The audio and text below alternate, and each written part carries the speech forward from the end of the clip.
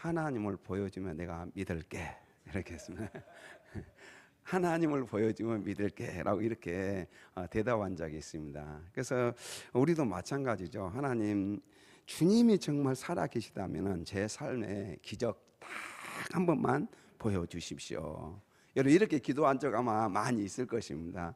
그 기도만 들어주시면 내가 평생 내가 주님을 위해서 헌신하고 주님을 위해서 내가 살겠습니다 라고 그렇게 고백한 적이 한두 번이 아닐 것입니다. 그래서 우리가 이 문제만 해결해 주신다면 남은 인생 내가 평생 주님을 위해서 살겠다, 그렇게 마음에 다짐하고, 그래서 이 문제만큼만은 좀 해결해 주면 좋겠다, 그런 소원들을 가질 때가 많이 있습니다. 그런데 우리만 그런 것이 아니라 오늘 본문에 나오는 이 당시 종교 맡던 이 종교 지도자들도 마찬가지였습니다. 우리 38절 같이 볼까요?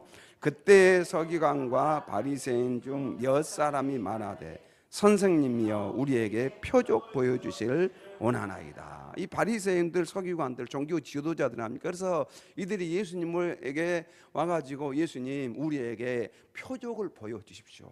이 표적을 보여주시면 우리가 예수님 잘 믿겠습니다. 그래서 이들이 예수님에게 표적을 보여달라고 구합니다. 그런데 우리가 앞에서 살펴봤지만은 이들에게 이 귀신 들려가지고 눈이 멀고 말 못 맞던 사람을 어떻게 했습니까? 예수님께서 귀신을 쫓아내시고 이 병을 고쳐주셨습니다. 이들은 분명히 두 눈으로 목격을 했어요. 두 눈으로 목격을 했음에도 불구하고 그들은 아직도 예수님에게 더 자극적이고 자신들의 입맛에 맞는 이 표적, 기적을 구하고 있는 것을 볼 수가 있습니다. 왜 그러면 이들이 이렇게 구했을까요? 이들이 믿음이 부족해서 그랬을까요? 여러분, 왜 사람들이 기적을 구합니까? 믿음이 부족해서. 아니, 정말 내가 예수님을 믿고 싶어서 기적을 구하는 걸까요? 과연 이들이 이렇게 정말 예수님을 믿고 싶어서 그렇게 했을까? 그런데 마태복음 16장 1절에 보면은 이들이 구하는 이 표적이 어떤 표적이냐면 같이 읽어볼까요? 바리새인과 서기관들이 와서 예수를 시험하여 하늘로부터 오는 표적 보여주기를. 그러니까 이들이 예수님께 구하는 표적은 하늘로부터 오는 기적이에요. 표적이에요. 하늘로부터 오는 표적. 이게 평범한 기적이 아니라 그들이 수긍하지 않을 수 없는 증거를 합법적인 표적. 그러니까 그 증거, 그러니까 합법적인 표적, 하늘로부터 오는 그 진짜 기적을 좀 우리에게 보여줘라. 사실은 귀신을 쫓아내고 병자를 쫓아내고 앞에 계속적으로 예수님께서 수많은 그 병자들을 쫓아내는 그런 기적들을 행하셨습니다. 사실은 그것이 하늘로부터 오는 기적이에요. 그럼에도 불구하고 이들은 우리에게 또 다른 표적, 또 다른 기적, 저 사람이 경험한 것이 아니라 우리가 직접 경험할 수 있는, 내가 직접 몸소 느낄 수 있는 그런 표적을 좀 보여달라라고 이들이 지금 구하고 있는. 그래서 이 표적은 징조라고 합니다. 징조. 마태복음 24장 3절에 보면은 이 종말에 대한 징조, 또 뿐만 아니라 유다가 예수님을 향한 입맞춤을 했잖아요. 입맞춤했다는 것, 이것 자체가 뭐 징조예요. 표적이에요. 그러니까 이 같은 단어거든요. 그래서 이들이 징조, 표적, 어떤 하늘로부터 어떤 기적, 이런 것들을 구하고 있어요. 근데 이들이 구하는 속셈이 있습니다. 우리 요한복음 6장 30절 시작. 그들이 묻되 그러면 보고 당신을 믿도록 행하시는 표적이 무엇입니까? 하시는 일이 무엇입니까? 자, 이들이 구하는 거 보면요, 자, 우리가 보고 당신이 믿도록 행하시는 표적이 무엇입니까? 제발 우리가 믿을 수 있도록 표적을 보여달라. 사실은 지금까지 보여줬어요? 안 보여줬어요? 보여주셨습니다. 그런데 이들은 요구하는 것은 자신들만을 위한 표적, 예수님의 주장하시는 사실이라는, 이 예수님의 주장들이 사실이라는 부인할 수 없는 증거를 제시하고 그들을 놀랍게 할 그런 특별한 어떤 표적을 우리에게 보여달라 라고 이들이 구하고 있는 것이죠. 어떻게 보면 매우 순수한 것처럼 보입니다. 그러나 그들은 이미 마음속에 예수님을 믿지 않기로, 예수님을 메시아로 받아들이지 않기로 작정한 자들이에요. 그래서 아무리 예수님께서 표적 기적을 보여줘도 이들은 귀신 들렸어요. 귀신이랑 바알세불 힘입어서 이렇게 귀신을 쫓아낸 것이다 라고 하면서 예수님의 그 기적 자체를 부인하는 것을 볼 수가 있습니다. 자, 그래서 오늘 39절에 보면 예수께서 대답하여 이르시되 악하고 음란한 세대가 표적을 구하나 선지자 요나의 표적밖에는 볼 것이 없다라고 이렇게 말씀하십니다. 예수님께서는 이들의 그 시커먼 이 속마음을 깨뚫고 계시는 것이죠. 이 악하고 음란한 세대라고 이렇게 정지하십니다. 윤리적이고 어떤 육적인 타락만을 의미하지 않죠. 바로 이 악하고 음란한 세대, 창조주 하나님만을 사랑해야 될 그 마음 중심에 뭐가 들어가 있냐면은 세상의 성공이라든가 돈이라든가 지식이라든가 다른 우상들을 이 사랑하는 영적인 간음을 뜻하고 있습니다. 그래서 이 악하고 음란한 세대, 악하고 음란한 세대 이렇게 표현합니다. 그래서 이들이 기적을 정말 믿고 싶어서, 기적을 보면 정말 믿게 될까? 기적을 보면 정말 믿을 수 있을까요? 여러분, 누가복음 16장에 보면은 나사로와 부자 이야기가 나오고 있습니다. 그래서 이제 부자가 지옥에 이제 갔는데 아브라함에게 막 요청하죠. 이 나사로가 살아서 지상으로 다시 돌아가 가지고 우리 형제들을 내게 나타나면은 그들이 깜짝 놀라서 다 예수님 믿을 것이다. 그러니까 나사로를 지상에 보내 가지고 다시 살려 가지고 좀 기적, 죽은 자가 살아났잖아요. 그 기적을 보여줘라. 그러니까 아브라함이 뭐라 합니까? 야, 그들에게 모세가 있다, 선지자들이 있다, 곧 하나님의 말씀이 있다. 그거 안 믿으면은 소용없다는 것이죠. 그러니까 사람들이 지옥에서조차도 뭘 구해요? 기적을 보여주면 믿을 거라고 이렇게 해요. 그런데요, 예수님께서는 악하고 음란한 세대로 이렇게 해요. 악하고, 예수님의 팩트, 이 사실은 뭐냐면 악하고 음란한 세대가 표적을 구한다. 여기에 이 음란한 세대는 뭐냐면 단순히 나쁜 짓을 했다는 그런 사전적인 의미가 아니라는 것이죠. 이 음란한 세대는 구약적인 배경이 있습니다. 이 구약 시대의 이스라엘 백성들이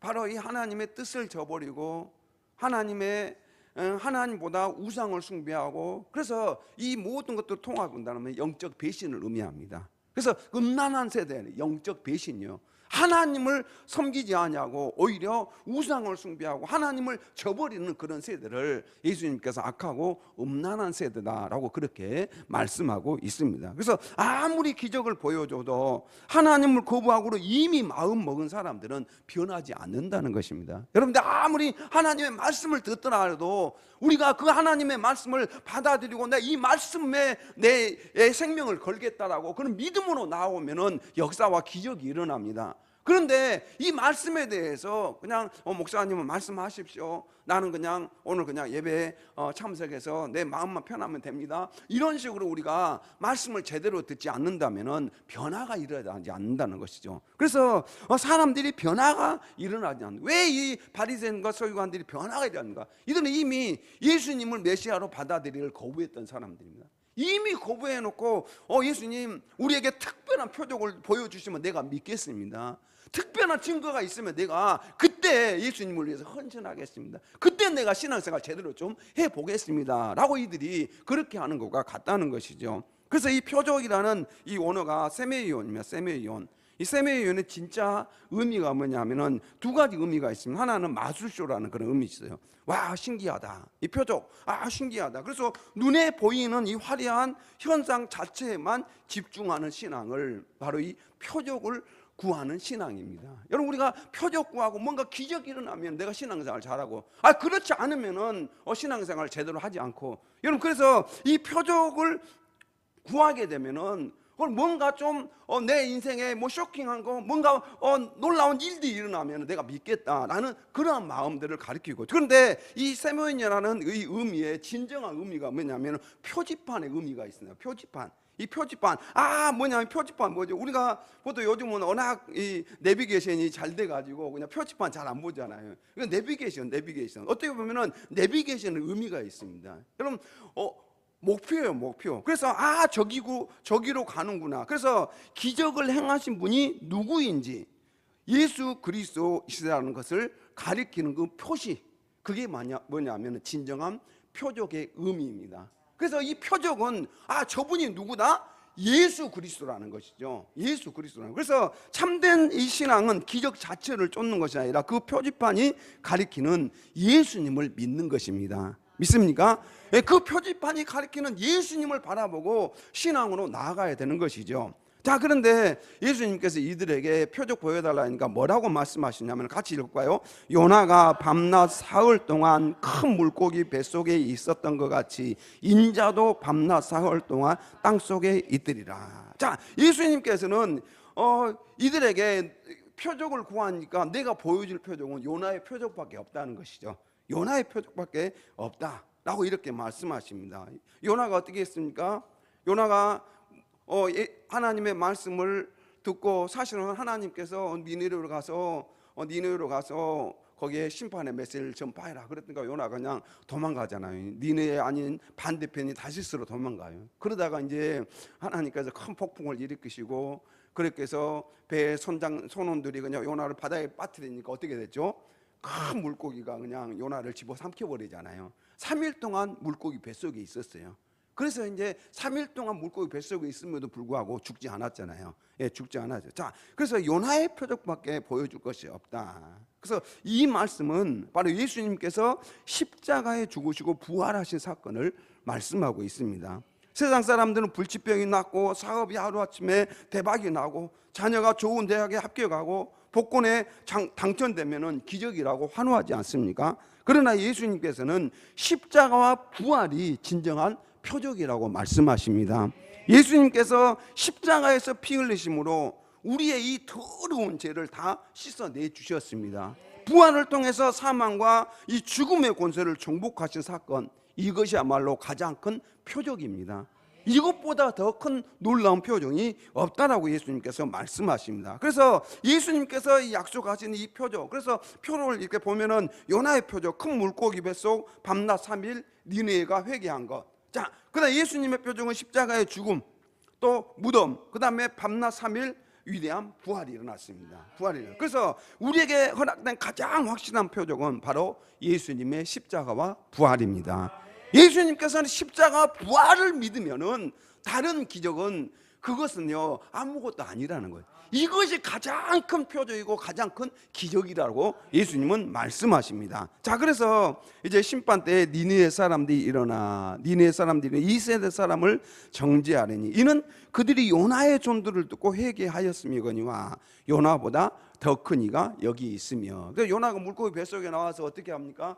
다시 이제 니느웨로 가요. 더 이상 이제 거부하지 또 거부하면 어떻게 되죠? 예, 물고기 뱃속에 또 들어갈 수도 있어요. 그래서 요나가, 여러분 물고기 뱃속에 살만한 것일까요? 예, 살만한 것이 본래는 그곳이 지옥이고 그곳이 죽음의 그런 장소였죠. 그 너무나도 고통스러웠던 장소가 물고기 뱃속이에요. 여러분 물고기 뱃속 숨쉬고 사는 것만 해도 기적이잖아요. 요나가 그 뱃속에서 사는 것만 해도 기적이잖아요. 자, 그래서 그가 다시 나와가지고 이제 어떻게 합니까? 니느웨 가서 하나님의 말씀을 전합니다. 3일길인데 그냥 요나가 3일길 동안 그냥 전합니까? 안 해요. 하루길 가면서 소리도 크게 했을까요? 아니에요.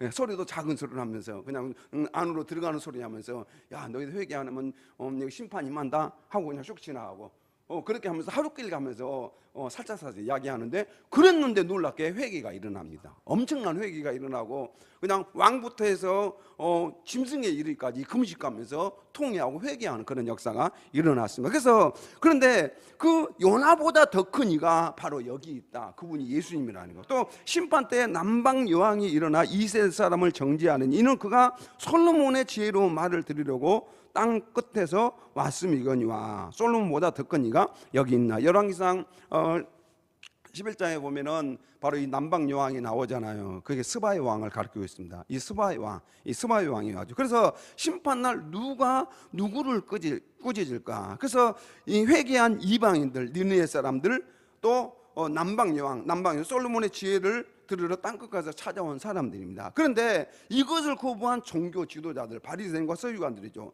요나나 솔로몬보다 위대하신 바로 이 진리 되시는 예수님이 눈앞에 계신데도 이들은 어때죠? 예수님을 믿기를 거부해요. 예수님을 믿기를 거부해요. 그래서 확실한 복음의 말씀을 듣고도 거부하는 것은 가장 무서운 죄라는 것입니다. 그래서 예수님께서는 그것을 오늘 본문에서 지적하고 계십니다. 그래서요, 여러분, 우리가 내 삶에 기적이 일어나지 않는다고, 하나님께서 내 기도를 예면하신다고 우리가 혹시라도 원망하고 있지 않습니까? 우리는 결코 속아서는 안 됩니다. 죄로 인해 영원히 지옥 고통을 받아야 될 우리를 예수님께서 십자가와 부활의 은혜로 이 죄와 사망의 권세에서 벗어나 우리가 하나님을 아버지라 부르게 되었던 것이죠. 이것보다 더 큰 기적이 없습니다. 여러분 옆에 계신 분에게 하나님을 아버지로 부르는 것이 기적입니다. 인사하겠습니다. 여러분 우리가 예수님을 믿는 것이 기적입니다. 여러분 예수님의 십자가 부활이 믿어진 것이 기적이에요. 믿습니까? 네, 그 사실이 믿어진 것이 기적입니다. 여러분 아무리 저도 전도를 많이 다녀보지만은 예수님 이야기 예자만 이야기해도요, 교회 오라고만 해도요 얼굴빛이 바뀌어요. 자, 교회 오라고 예수님 믿으라고 이 말 한마디 하면 있잖아요, 그동안 그렇게 인사 잘했던 사람이 그 다음에 얼굴빛이 딱 바뀌어가지고요 인사도 안 받고 그래요. 예수님 이 복음 교회 신앙에 대한 이야기를 들으면요 이 생명이 없는 사람들은요 거부를 합니다. 거부를 해요. 여러분 그래서요 우리가 이 자리 하나님 앞에 예배하고 있는 것이 기적인 줄로 믿습니다. 여러분 어떤 증거를 위해 기도할 것이 아니라 십자가 부활이 내 인생의 최고의 표적이라고 인정하는 것이 진정한 믿음입니다. 십자가 부활이 내 인생의 진짜 표적이고 기적입니다. 믿습니까? 그래서 우리는 기적을 경험하고 있어요. 저도 사실 제가 이제 불면증 때문에 고생했다고 하지 않습니까? 거의 10년 넘게요. 10년 넘게 그냥 불면증 때문에 힘들어했습니다. 근데 지난번에 제가 한번 간증했잖아요. 그 뒤로요 잠 잘 자요. 어젯밤도 그냥 잘 자고, 물론 한 번씩 잠 못 잘 때도 있지만은 요즘 잘 잡니다. 그러니까 너무 감사해요. 사실은 잠 못 자니까 너무 힘들더라고요. 저도 이 기도를 할 뻔했어요. 하나님 제가 이 불면증만 고쳐주면 내가 뭐든지 다 하겠습니다 하고는 싶었어요. 근데 이제 하나님께서 그런 말씀을 주셨어요. 감사함으로 구하면은, 감사함으로 받은 줄로 믿으면, 믿고 구하면 받으리라, 이런 이 말씀이 딱 생각나가지고 믿고 구하고 감사했어요. 그랬더니 그냥 하나님께서 요즘 잠에 대해서 걱정 안 하고 잘 자게 해주셔서 감사하면서 살고 있습니다. 여러분 우리는 진짜 기적은 예수님의 십자가와 부활입니다. 십자가가 믿어지고 예수님의 부활이 믿어지면은 그것이 진짜 우리는 기적 가운데 살고 있습니다. 그래서 이제 그 다음에 이제 더러운 귀신 이야기가 나오고 있습니다. 더러운 귀신이 사람에게서 나갔을 때 물 없는 곳으로 다니며 쉬기를 구하되 쉴 곳을 얻지 못하고, 이 더러운 귀신이 어디에서요? 사람에게서 나왔습니다. 그러면은 이 귀신이 그걸 쳐서거든요. 사람이에요, 사람. 또 여기 물 없는 곳은 어떤 사막, 광야를 이렇게 의미하고 있겠죠. 이 물 없는 곳. 그래서 이에 이르되 내가 나온 내 집으로 돌아가리라 하고 와서 보니 그 집이 어떻게 됐냐면은 비고 청소되고 수리되었다, 이렇게 이야기합니다. 자, 이 말씀은 십자가의 표적을 거부하고 여전히 자신의 교만과 죄악에 갇혀 있는 세대가 맞이할 이 비참한 최후를 말씀하시는 그런 내용이기도 합니다. 자, 그래서 이 귀신이 나오는, 그래서 이 청소되었다 이 말은 뭐냐면은 마음을 청소하고 화려하게 수리하는 것은 아주 좋은 일입니다. 그렇죠? 여러분 마음을 이렇게 청소하고 화려하게 수리하는 건 아주 좋은 일입니다. 나쁜 습관을 끊고 세상 친구들을 정리하고 도덕적으로 반듯하게 살고 율법을 지키고 종교적으로 열심을 내면서 예배에 참석하고 우리가 신앙생활을 열심히 하고, 이것은 분명히 깨끗하게 청소되고 수리된 삶을 비유하고 있습니다. 수리되었어요. 당시 바리새인과 서기관들이 이렇게 살았습니다. 그들은 율법을 지키기에 일주일에 2번씩 금식하고 길거리에서 구제를 하고 11조를 내고 자신들의 영혼의 집을 화려하게 또 경건하게 장식했던 사람들이 이 바리새인들이었습니다. 아마 이 자리에 앉아 계신 여러분들도 그럴 거예요. 내가 어떻게든 도덕적으로 바르게 살아야지, 내가 깨끗하게 살아야지, 정직하게 살아야지, 하나님께서 기뻐하시는 삶을 살아야지, 이렇게 하면서 우리가 어떤 종교적인 그런 모습으로 우리가 거룩해지기를 아주 노력하면서 삽니다. 그런데 이 당시 이 종교 지도자들뿐만 아니라 많은 이 유대인들도 그렇게 살았어요. 나는 그래도 다른 사람들이 욕먹지 않고 살아야지. 어떤 분하고 제가 대화하니까 자기는 그렇게 산다는 거예요. 나는 하나님을 그냥 교회 나가지 않지만 하나님을 내가 믿는다. 믿으면서 나는 아주 정직하게 살려고 노력하고 있고 남에게 피해를 주지 않기 위해서 그렇게 살고 있다 라고 그렇게 이야기를 하시더라고요. 예, 그렇게 삽니다. 우리가 그렇게 살고 오늘 본문에 나오는 이 바리새인과 서기관들도 그렇게 삽니다. 자, 문제는 뭐냐면은 가장 치명적인 문제가 있습니다. 바로 이 영혼의 중심이 비어 있다는 것이죠. 자, 그래서 오늘에 보면은 스콜라 존타라고 하는데 이 말씀은 뭘 이야기하냐면은 지배되지 않다, 주인이 없어 텅 비어 있다라는 그런 의미입니다. 여러분, 이게 청소되고 수리되어 비어 있어요. 근데 비어 있는데 중요한 것은 깨끗이 청소가 됐어요. 근데 그 안에 뭐가 없냐면은 주인이 없다는 거예요. 주인이 없다. 주인이 없다는 거예요. 주인이 없다. 겉으로는 고상하고 종교적으로 완벽해 보입니다. 아, 저 사람 신앙생활 교회 다니지만 뭔가 좀 예수님처럼 사는 것 같아. 뭔가 참 거룩하게 보여. 정직하게 잘 살아. 그런데 문제는 겉으로 고상하고 종교적으로 완벽해 보였지만 그 마음의 왕자에 참 주인이 계시지 않았다는 것이죠. 여러분, 이 바리새인과 서기관들이 그랬다는 거예요. 그들은 정직하고 남들을 보기에는 정말 경건한 사람들이에요. 아, 저 사람들 정도로 나는 좀 본받았으면 좋겠다. 그렇게 사는데 문제는 그들 안에 뭐가 없냐면은 참 주인이 없다는 것이죠. 여러분, 예수 그리스도를 참 주인으로 모셔드리지 않았다는 것이죠. 성령 하나님께서 내 안에 내주하지 않았다는 것이죠. 여러분, 내 힘으로 율법을 지키고 착하게 살아보려고 발버둥을 걸치는 이 도덕주의적 마음은 결국은요, 사탄이 가장 침투하기 좋은 영적 진공 상태와 같다는 것입니다. 여러분, 우리는 영적 진공 상태, 영적 진공 상태. 우리는 바르게 사는 것이 중요한 것이 아니라 중요한 것은 내 안에 삶의 주인이 계셔야 된다는 것이죠. 우리 신앙의 주인이 계셔야 돼요. 여러분, 내 삶에, 내 인생에, 내 영혼의 주인이 내 인생을 장악하고 있어야지 그것이 진짜 제대로 된 신앙생활입니다.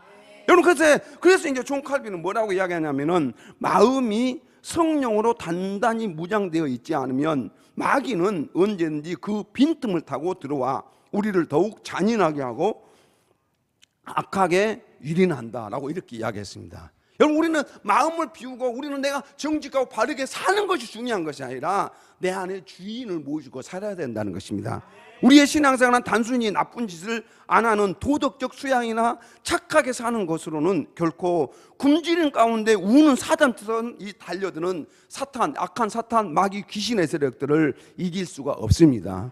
여러분, 이 약한 사탄, 마귀, 귀신, 우는 사단처럼 삼킬자를 찾는데 어쩐 자를 찾냐면요, 여러분, 비어있는 자예요. 비어있는 자. 비어있는 자. 여러분, 그 수리되고 비어있는 자. 아, 종교적으로 내가 바르게 나는 괜찮아. 나는 이 정도 살면은 신앙생활 잘하고 있는 거야 라고 생각하는 그 사람이 누구의 지금 타깃이냐면은 악한 사탄, 이 사자의 타깃이라는 것이죠. 악한 습관을 몰아낸 이 빈자리에 인생의 주인이신 예수님을 모셔드려야 될 줄로 믿습니다. 하나님의 생명의 말씀과 은혜로 꽉꽉 채워 넣어야 돼요. 근데 우리는 그냥 신앙생활 하는 것만으로 만족해서는 안 된다는 것입니다. 그래서 어떤 현상이나 우리 45절 같이 보고 시작. 이에 가서 저기보다 더 악한 귀신 7을 데리고 들어가서 그 안이 그 사람의 나중 형편이 전보다 더욱 심하게 되느니라. 이 악한 세대가 또한 이렇게 되리라. 자, 이에 가서 어떻게 했어요? 더 악한 귀신 몇을 데리고 들어와요? 7을 들어와요. 그러니까 귀신이 몇 마리가 들어가 있어요? 그렇죠, 8마리. 와, 우리 권사님 역시 8마리요. 7이요. 7이라는 숫자는 완전 숫자거든요. 그렇다고 한다면요, 이 악한 귀신이 들어왔는데 7이 더 들어왔어요. 한 마리 더 8이 돼가지고요, 그 사람을 완전히 장악해버리고, 그 사람을 더 악한 그러니까 처음보다 나중에 더 안 된 것이죠. 못 되게 되는 거죠. 그래서요, 이 세대가 또한 이렇게 되리라라고 말씀하고 있습니다. 여러분, 나의 영혼은 무엇으로 채워져 있는가? 여러분들의 영혼은 무엇으로 채워져 있는가? 내가 지금 교회 와서 마음 편하게 신앙생활 하는 것으로 만족하고 있는가? 수십 년의 신앙의 연수나는 이 화려한 벽지로 수리만 해놓고 정작 내 안에 예수 그리스도의 십자가 사랑에 대한 눈물과 감격이 메말라 있지 않는가? 여러분, 그것이 메말라 있다고 한다면 여러분, 우리는 회개해야 됩니다. 예수님을 처음 믿을 때 뜨겁게 예수님을 사랑했던 그 첫사랑은 지금 어디로 가버렸는가? 여러분, 예수님을 사랑하는 그 감동, 감격이 지금은 어디에 있는가? 매일매일 하나님의 말씀과 은혜로 채우지 않으면 우리의 신앙은 악한 7 귀신의 세력들에 의해 장악되고 만다는 것입니다. 내가 도덕적으로 바르게 사는 것이 중요한 것이 아니라 우리 안에 주인이 계셔야 됩니다. 내 안에 주인이 계시지 않으면은 우리의 영혼은 영원한 천국이 아니라 영원한 멸망길로 가게 된다는 것이죠. 빈 깡통처럼 메말라버린 우리의 심령에 말씀과 성령으로 충만하게 해달라고 간절히 기도하시기를 바랍니다.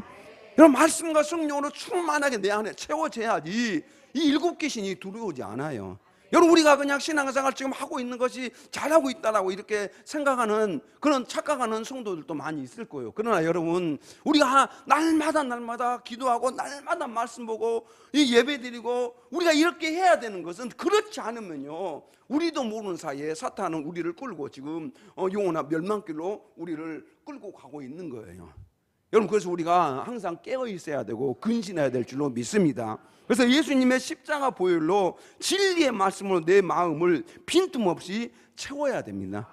여러분, 그래서 우리가 날마다 말씀을 봐야 되고 매일매일 기도해야 되는 거예요. 우리 성도님들이 그냥 새벽에 기도하는 것, 여러분 그 시간이 얼마나 중요한지 몰라요. 우리 학생들도 청년들도 새벽에 못하면 저녁이라도 기도해야 됩니다. 그냥 1분 기도 가지고는 안 돼요. 최소한 여러분 우리는 10분 이상 30분 이상 기도해야지. 여러분 기도하다가 여러분 딴 생각 들고 이런저런 마음 빼앗기고, 여러분 기도도 그래요. 저도 그래요. 마찬가지예요. 저도 그냥 기도하다가 막 빼앗길 때가 있어요. 그 빼앗기다가 그냥 계속 더 집중하다 보면은 하나님과의 깊은 교제의 시간이 이루어지게 되는 것이죠. 여러분, 그래서 우리 성도님들이 그냥 기도하는 시간을 게을리하면 안 됩니다.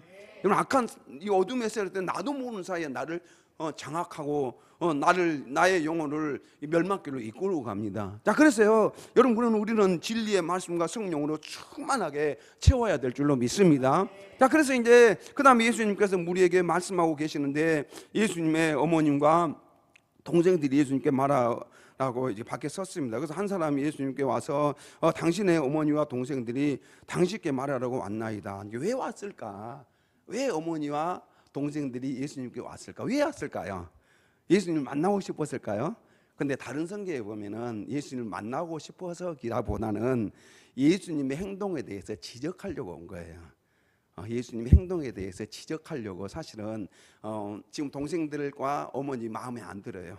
근데 사람들의 말이 많이 듣잖아요. 그래서 예수님의 행동을 제지시키기 위해서 사실은 온 거예요. 자, 온 건데 말하던 사람들이 대답하여 이르시되 누가 내 어머니며 내 동생들이냐 하시고 손을 내밀어 제자들을 가리켜 이르시되 나의 어머니와 나의 동생들을 보라. 제자들을 가리켜 보면서 나의 어머니와 나의 동생들을 보라 라고 이렇게 말씀하십니다. 그러면서 우리 50절 시작. 누구든지 하늘에 계신 내 아버지의 뜻대로 하는 자가 내 형제요 자매요 어머니니라. 그래서 예수님께서는 사실은 자신을 낳아주신 육신의 어머니를 무시하거나 불효하셨다는 그런 뜻은 결코 아닙니다. 사실 예수님께서 십자가에 그 큰 고통당하고 계실 때 어떻게 하십니까? 나의 어머니를 사도 요한에게 나의 어머니를 부탁한다라고 그렇게 이야기하실 정도로 효성이 지극하신 분이셨습니다. 자, 그런데 이 말씀은 십자가 구속의 피를 통해 육신의 피줄을 띄엄넣는 전혀 새로운 차원의 영적 가족을 이야기하고 있습니다. 영적 가족. 그래서 즉 교회가 탄생했음을 선포하는 말씀이 오늘 말씀입니다. 그래서 성도를 바라보면서 나의 어머니고 나의 형제들이라는 것이죠. 나의 형제. 그래서 도덕적으로 아버지의 뜻대로 하는 자가 누구인가? 도덕적으로 완벽한 자입니까? 율법을 잘 지키는 자인가? 아니라는 것이죠. 바로 이 요나의 표적인 십자가 복음 앞에 자신의 죄인됨을 인정하고 빈 마음을 말씀과 성령으로 채워달라고 울부짖고 기도하는 자가 바로 하나님의 뜻대로 행하는 자요 예수님의 가족이라는 것입니다. 자, 그래서 우리는 매일매일 주님의 말씀을 읽고 묵상하고 순종하며 살아가는 자, 이 사람이 바로 진정한 주님의 가족입니다.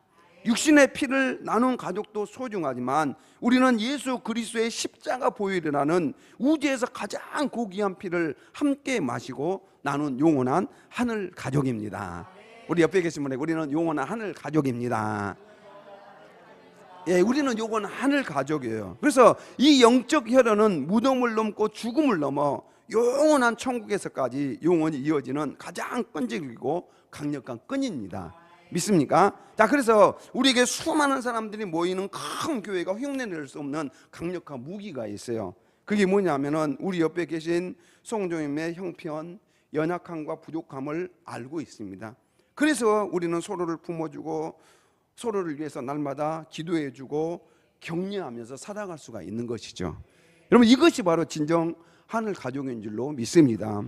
부부도 마찬가지로 부부 싸움을 해요. 여러분, 우리 평생 제가 전에 존경하던 우리 총회장 지내셨던 그 목사님이 어느 날 강의를 하시더라고요. 강의를 그날은 아주 그냥 굉장히 마음에 낙심해 가지고 오셨어요. 근데 왜 그러고 했더니 사모님 때문에 평생 동안 내가 사모님하고 이렇게 안 맞았다는 거예요. 안 맞아가지고 그날도 아마 사모님 뭐라고 말씀하셨는지 내가 평생 내가 이렇게 살고 있다. 제자들한테 그런 이야기를 하셔요. 아이고 사모님 뭐라고 하셨을까 막 우리 궁금해가지고 평생 손에 안 맞는다는 거죠. 여러분 여러분들 아마 여기 앉아 계시면 평생 안 맞아요. 이거 고치라겠는데 지금까지 안 고쳐져. 예, 지금까지 안 고쳐져요. 서로 그것 때문에 트러블이 생길 때가 많지 않습니까? 근데 우리 여기에 만난 우리 성도는 서로 다른 환경 속에서 서로 만난 분들은 서로 같을 수가 없습니다. 내 생각과 동일할 수가 없어요. 그래서 여러분, 우리가 서로 다른 부분에 대해서 인정하고 예수님의 십자가를 생각하면서 그 영혼을 위해서 예수님께 십자가 피 흘려 죽으셨어요. 그렇다고 한다면 우리가 품어주고 사랑할 수가 있게 될 줄로 믿습니다. 그래서 우리가 서로 이렇게 영적 가족도 서로 다른 환경에서 자라다 만났기에 여러 가지 의견이 맞을 수 않을 수가 있습니다. 그럼에도 십자가를 생각하면서 품어지는 것이 사랑인 줄로 믿습니다. 우리 주일 예배 한번 드리고 흩어지는 군중이 아닙니다. 삶의 현장에서 서로의 등을 밀어주고 또 서로 품어주고 서로 사랑하는 것, 이것이 바로 진짜 식구입니다. 그래서 우리 작은 교회지만은 작은 교회의 장점이 그거예요. 우리는 서로 다 알아요. 그래서 서로를 위해서 새벽마다 기도해주고 눈물을 닦아주는 그런 삶을 살고 있습니다. 그래서 옆에 있는 성도의 눈물을 닦아주는 것, 그것이 지쳐 쓰러져 있을 때 정죄하는 대신 다가가 그들의 무거운 짐을 내 어깨에 옮겨 매는 것, 그것이 바로 예수님의 진짜 가족답게 사는 것입니다. 믿습니까? 그래서 세상 사람들은 나에게 이익이 될 때만 관계를 유지해요. 이익이 될 때만 유지합니다. 예수님의 가족은 상대방의 연약함을 볼 때 자신의 권리를 포기하며 기꺼이 그 사람의 발을 씻어주는 종이 되어주는 사람입니다. 이것이 바로 예수님의 가족이에요. 그래서 우리 교회가 나아갈 길은 세상의 화려한 어떤 표적이나 성장 신화보다는 십자가에 달리신 예수님만을 유일한 자랑으로 삼는 교회입니다. 그래서 십자가에 달린 그 예수님만 우리가 붙들어야 될 줄로 믿습니다. 성령의 임재로 빈틈없이 가득 차서 더 이상 사탄이 감히 틈타지 못하는 그런 건강한 교회가 되는 거예요. 그래서 성도님들이 이제 이번 한 주간 동안에 말씀 날마다 읽으셔야 돼요. 여러분, 날씨가 더울 때 더 말씀 보시고 그냥 못 읽으시면은 성경 앱이 있어요. 저에게 사달라면 사드릴게요. 2,000원이면 사요. 예. 그래서 성경 앱 같은 경우 그거 가지고 여러분 읽으시고 계속 켜놓으시고 찬송가도 켜놓으시고 여러분, 그러면서 여러분들 안에 계속 말씀과 성령으로 충만하게 채워넣으면은 사탄이 틈타지 못합니다. 피보다 진한 그리스도의 사랑으로 하나 된 우리는 천국 가족 공동체입니다. 그래서 우리 성도님들이 서로를 위해서 기도해주고 영원한 하늘 가족, 우리 영원히 천국 가서 우리 함께 영원히 살 것입니다. 그러니까 지금부터 잘해야 됩니다. 옆에 계신 우리 잘합시다.